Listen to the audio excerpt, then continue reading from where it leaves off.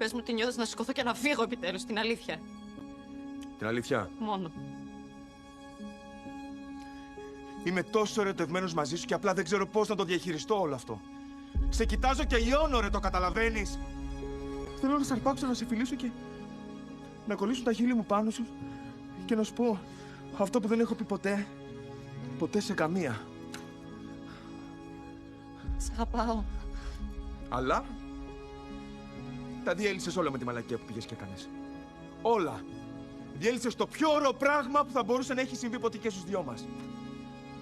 Δεν έχεις καταλάβει πόσο σε θέλω, πόσο εξωφρενικά πολύ σε θέλω, το έχεις καταλάβει.